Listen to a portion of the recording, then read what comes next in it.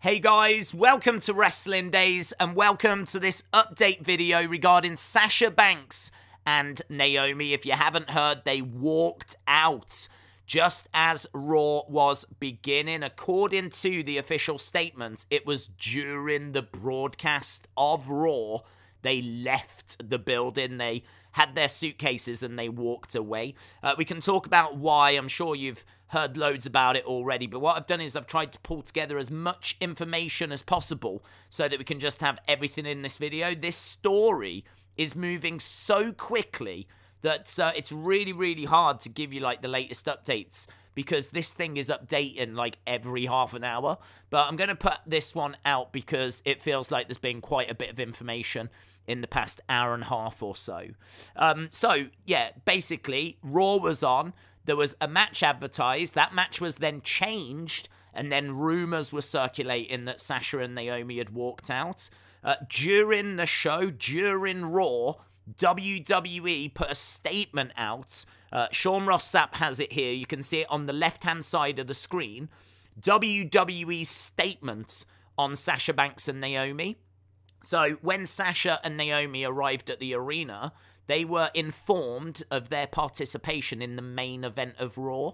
During the broadcast, they walked into WWE Head of Talent Relations, John Laurinaitis' office, with their suitcases in their hand, placed the Tag Team Championship belts on his desk, and walked out. They claimed they weren't respected enough as Tag Team Champions, and even though they had 8 hours to rehearse and construct their match, they claimed they were uncomfortable in the ring with 2 of their opponents, even though they've had matches with those individuals in the past with no consequence. Monday Night Raw is a scripted live TV show whose characters are expected to perform the requirements of their contract. We regret that we were unable to deliver as advertised tonight's main event. That statement has now gone up on WWE.com as well and been tweeted out. So WWE very much getting their side of the situation across. Not long after that, Wrestlevotes said the WWE statement is just the baseline details. The tension leading up to the walkout was palpable all day, with both superstars upset at something that had transpired. More details will come out in due time on this. So, of course, we still got to hear from Sasha and Naomi as to why they walked out. It's one of the worst things you can do. People will have paid money to have seen them on Raw. So for them to walk out as the show's beginning is, as I said, one of the worst things you can do. So the next bit of information we've got is from this Twitter account. Now, I don't know this person, and they claim to be a close personal friend of Naomi. I'm going to give you the information in there. I just wanted to show you it so that you knew I'm just not making this up. This person has tweeted this out, and it's a thread. So I'll read it out and give you the gist of it. Some really interesting stuff here, if it's true. Now, you can choose to believe this or not, because as I said, I don't know if this is legit. It could turn out to be fake. But as Jonah says there, apparently this person is a close friend of Naomi. She follows him, and it's actually a very good thread. So, again, take this with a pinch of salt. I can't stress this enough. If this information wasn't as interesting as what it is, I wouldn't even tell you about it. But there is some good stuff here, some interesting stuff. So basically says, look, you're approached in February, you're put into a tag team, and you're promised big feuds at WrestleMania. You bite the bullet and you put everything into the tag team, and it works. You get over. You win the titles at WrestleMania, and you become big merch pushers, so selling a lot of merch. 5 weeks into your reign, you show up on live TV ready to work. You're told that you will be in the main event and you're happy. You both are then told that one of you will be going over by pinning the other. And the rumors are that Naomi was going to pin Sasha and win the match. You have questions why that decision was made. You request a meeting with your boss to discuss it, so Vince. Your boss takes the meeting and everything is actually going well. He understands your concerns. The meeting ends well and the match is told to be reconstructed. For some reason, the producers get mad about it. You then ask one of the members going over what happened to the titles or what's going to happen to your titles. You're told that you're just going to carry them. They want to use both of you to help the women's champions get over more. So the plan is Naomi would have won this match and then faced Bianca. Sasha actually would have gone on to have faced Ronda. So they both would have got into title matches. Neither, though, would have won those titles. And the tag titles wouldn't have been defended until Money in the Bank. So it seems like if this is true, WWE's plan was to have Sasha go up against Ronda. And that would have been a good, credible opponent for Ronda to get a victory over. Bianca would have gone up against Naomi. That would have been a good, credible person for Bianca to have got a victory over. And whilst they were doing that, the tag titles would have been on hold. So you asked for another meeting with your boss. This time, you're now called spoiled. A producer walks away screaming. He comes back and tells you both to fix your attitudes. You have a meeting amongst yourselves and decide to stand up for yourselves. You go to another boss and make it clear you've got concerns. You ask why are we even in the match and why aren't other women in it? You ask why your titles have got no stories for the next 2 months. Again, you're met with a fix your attitudes.